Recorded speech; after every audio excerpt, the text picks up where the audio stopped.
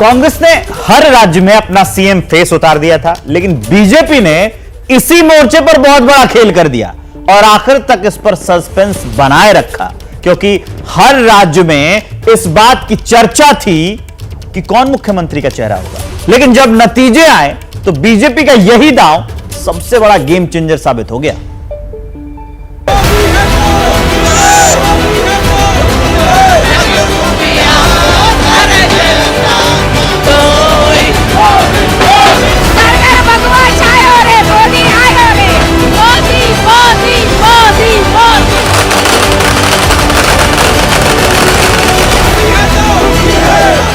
ये मोदी की वो लहर है जो लगातार कामयाबी के नए कीर्तिमान गढ़ रही है। ये मोदी पर वोटरों के भरोसे की जीत है।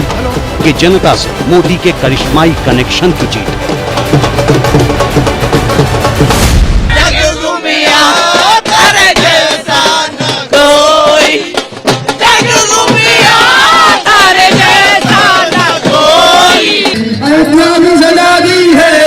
काशी की सजा देंगे, बीजेपी को हम पूरे देश में लाएंगे।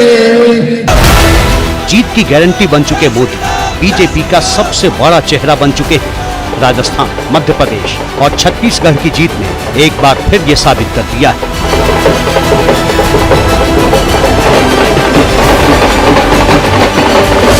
कांग्रेस राजस्थान में अशोक गहलोत, मध्य प्रदेश में कमलनाथ और छत्तीसगढ़ में भूपेश बघेल के चेहरे पर चुनाव मैदान में उतरी।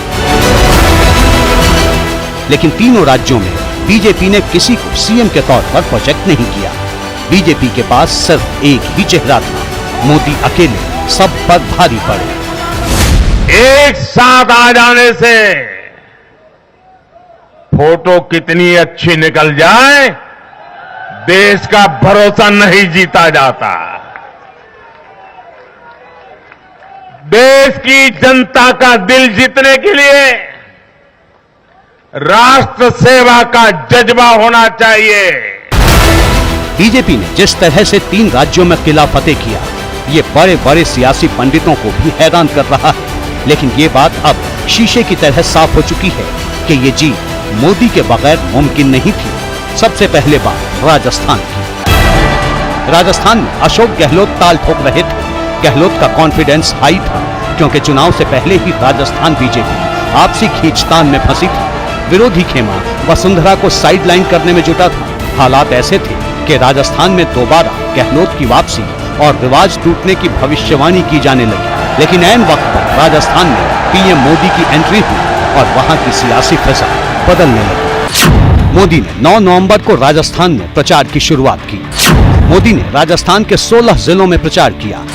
राजस्थान में मोदी की 14 रैलियां और 2 रोड शो हुए। राजस्थान की हर रैली में पीएम मोदी ने गहलोत सरकार पर सीधा प्रहार किया। यही नहीं, मोदी ने यहां तक ऐलान कर दिया कि राजस्थान में अब कभी भी गहलोत की सरकार नहीं बनेगी। राजस्थान के जन जन ने कांग्रेस सरकार को उखाड़ फेंकने का संकल्प ले लिया है। मोदी जिस आत्मविश्वास से गहलोत सरकार की विदाई के दावे कर रहे थे, उससे साफ जाहिर है कि उन्होंने वोटरों का मिजाज पढ़ लिया था। मोदी मैजिक के सामने सियासत के जादूगर कहे जाने वाले अशोक गहलोत का जादू छूमंतर हो गया। राजस्थान में इस बार तो नहीं, कभी भी, ये शब्द मेरे याद रखना, देवउठी एकादशी को बोल रहा हूं, देवगढ़ में बोल रहा हूं, इस बार तो छोड़ दीजिए, अब राजस्थान में कभी भी गहलोत सरकार की वापसी नहीं होगी। मोदी ने अपने दम पर राजस्थान की बाजी पलट दी। मोदी के सामने गहलोत के सारे समीकरण धराशायी हो गए। राजस्थान की ये जो शानदार जीत है, ये माननीय हमारे प्रधानमंत्री नरेंद्र मोदी जी, उनकी दी हुई गारंटी की जीत है। ये मोदी की ही गारंटी है कि बीजेपी को मध्य प्रदेश में भी बड़ी जीत मिली। एमपी के चुनाव में शिवराज सरकार के खिलाफ एंटी इनकम्बेंसी का शोर था। ये जानते हुए भी मोदी ने प्रचार की कमान संभाली। एमपी में मोदी ने 15 जिलों में प्रचार किया। यहाँ मोदी ने 14 रैलियां की और 1 रोड शो किया। चुनावी रैलियों में मोदी ने इंडिया गठबंधन पर लगातार चोट की, साथ ही लोगों को भरोसा देने में कामयाब रहे कि डबल इंजन की सरकार से ही मध्य प्रदेश का भला होगा। गाली गलौज, निराशा, नेगेटिविटी, एक घमंडिया गठबंधन को मीडिया की हेडलाइन जरूर दे सकती है, लेकिन जनता के दिल में स्थान नहीं दिला सकती। साथियों, आज के ये नतीजे उन ताकतों को भी चेतावनी है जो प्रगति और जन कल्याण की राजनीति के खिलाफ खड़े रहते हैं। मोदी मतदाताओं के मन में उतर चुके थे और एमपी की प्रचंड जीत से ये जाहिर हो गया कि मोदी वोटरों ने मामा शिवराज से ज्यादा मोदी पर भरोसा किया। मोदी जी तो देश के जन जन के मन में है, मध्य प्रदेश के दिल में मोदी, उनके प्रति अगाध श्रद्धा और विश्वास, उनकी गारंटी पर भरोसा।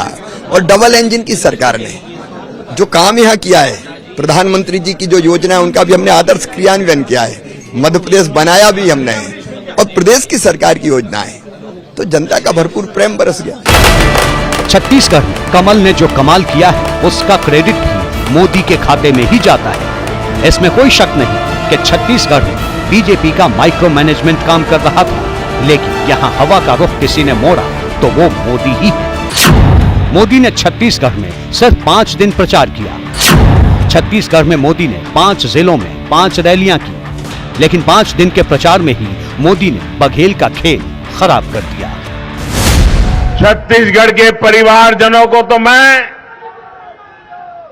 जब मैं वहां चुनाव सभाओं में गया तो मैं खुद ही पहली सभा में, छत्तीसगढ़ के चुनाव की पहली सभा में मैंने खुद कहा था कि मैं आपसे कुछ मांगने नहीं आया हूं, मैं तो आपको 3 दिसंबर के बाद सरकार बनेगी तो शपथ समारोह में निमंत्रण देने के लिए आया। तेलंगाना में बीजेपी कमजोर पिच पर खेल रही थी, बावजूद इसके मोदी ने तेलंगाना में 8 रैलियां की और 1 रोड शो किया। यही वजह है कि तेलंगाना में भी बीजेपी ने 8 सीटों पर जीत दर्ज की है। भारतीय जनता पार्टी तेलंगाना अभिवृद्धि कोसम एल्लापूडू पनी चिंतूने उटुंदी। तेलंगाना तो माकू चाला मंची अनुबंधम उंडी।